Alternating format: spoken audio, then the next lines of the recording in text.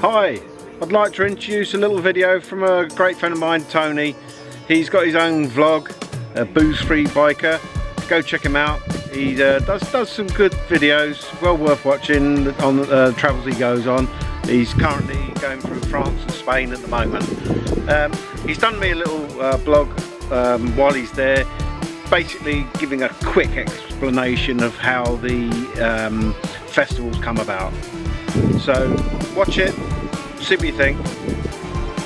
So we're working really hard behind the scenes, getting the festival ready for everybody. Hopefully it's going to be a fun weekend. Well, no, it is going to be a fun weekend.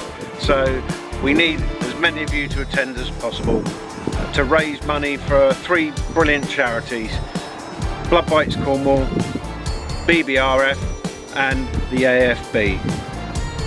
Hope to see you all 30th June till the 3rd of July. Looking forward to it. 2 weeks in, about 2 weeks to go.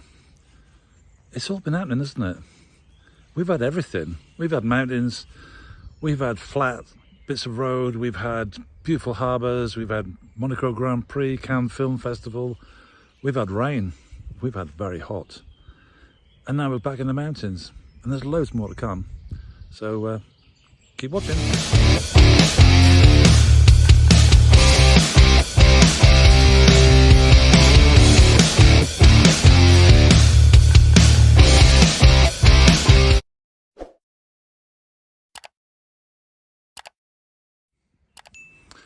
Well, so here we are, here I am in the Pyrenees, foothills of the Pyrenees, at a place called Montferrier. Nearest town, Lavelanet. Nearest big place, Foix. And I suppose I'm about 2 hours, 2.5 hours north by bike to the Mediterranean. It's a place called Argelès-sur-Mer, which is where I'm going next. Sort of a recap on the trip so far.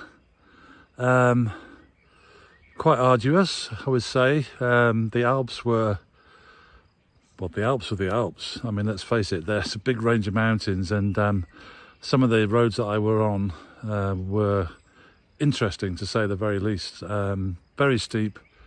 Weather, as you saw from the previous videos, was not great on the Alps. You know, it varied. I did have temperatures of 24, 25, but I also had temperatures of 4 degrees. So that was interesting. My concerns about the bike, you know, I had a few issues. They've been sorted. They weren't major, but it was a bit of a worry at the time. But that's now rectified. I think a couple of things to emphasize: if you're traveling outside of your own country, then obviously very useful to kind of know where you could get a servicing for a particular make, model of vehicle, bike, call it whatever you will. In my case, you know, a good number of dealerships in France, a lot more than what there are in the UK, a lot more. Big dealerships, which, you know, come in really handy. Regarding things like the vignette, which is a little sticker to put in your bike to get you through some of the big cities, to say that you are compliant with emissions control, similar to what we have in the UK.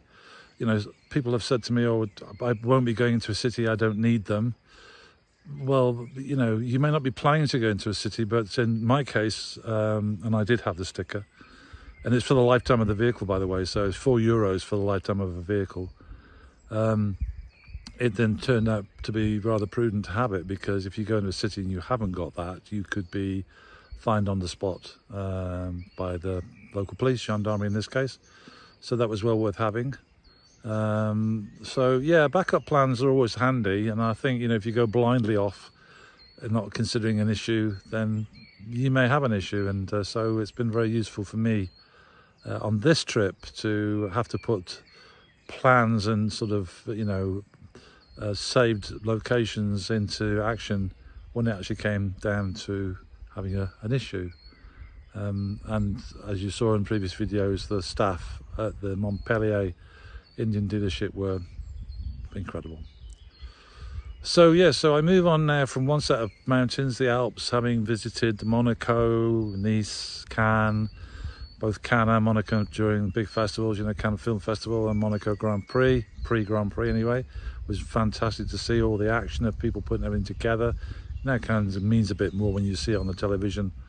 You get an idea of what goes into setting up such a huge event and how the city cope with it, with the influx of people.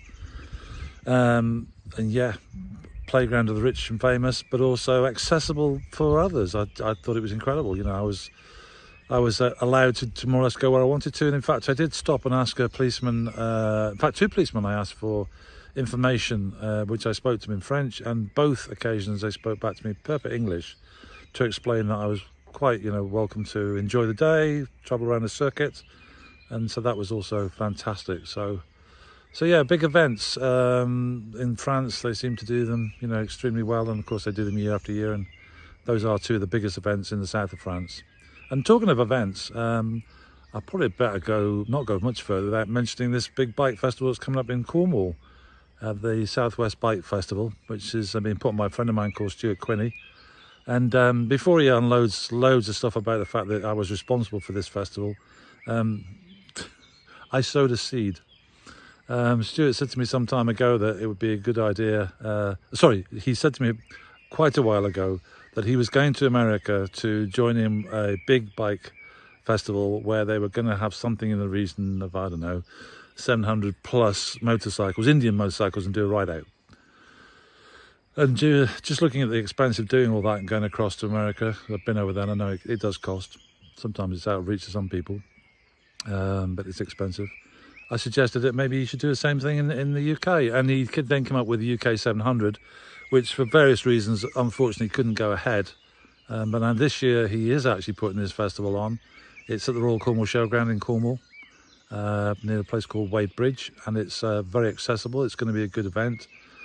He's got some dealerships on there. Not all. You know, it's the trouble with putting a festival on is that very often a lot of the big organisations will sit on the fence for the first year or 2 to see how things go before they jump in, realising it's an excellent opportunity to promote their bikes or promote whatever. And I suppose I'm a bit guilty of that as well, because as you know, I do have the biker range of mustards that we sell, but on this occasion, because it means me switching labels, I've decided not to go with it. However, I will be attending the festival. And of course, the fact that there's not a lot of dealers there, although there's more and more coming online as we speak. I know BMW are going to be there, and I know the Royal Enfields are going to be there. You know, 2 great lines of bikes, well worth seeing. And don't forget that everybody's going to be there on their bikes, and so if you want to see a bike, where better to go on a bike festival? So he's putting on lots of music, lots of things. There are going to be, you know, stalls and food, and there's bars.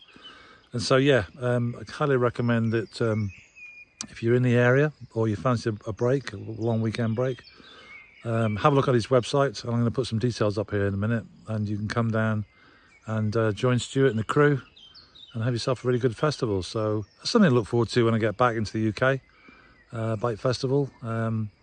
You know, when COVID came, a lot of them were postponed, or some of them just fizzled out. But I know that's going to be a big one. So yeah, I'll see you down there. And anybody wants to come and talk to me about travelling abroad, certainly travelling through France, through the Alps, through the Pyrenees, I'd be happy to you know, pass on my thoughts, my experiences. Yeah, always happy to do that. And you know, travelling abroad really on your bike is not much more difficult than travelling at home. Probably a bit less traffic, although I seem to have encountered quite a bit this time. Although I've been to places where you'd expect to find traffic, particularly city centres like, you know, Nice, Cannes, Monaco. You'd expect to see traffic. As we creep up into the Pyrenees now, traffic will get less and less. Scenery gets better and better, and I think you'll see over the next few days some of the videos are really enticing. And as I say, if you want to talk to me about any aspect of travel, France and Spain in particular, then tap me up at the festival, come and talk to me, and Stuart will point you in my direction. And yeah, so we'll have a good time down there as well. So yeah, I'll keep these videos running for the next couple of weeks. I'm still away for the next couple of weeks, and then yeah, next stop I suppose can be the bike festival. So we'll catch you there, if not before.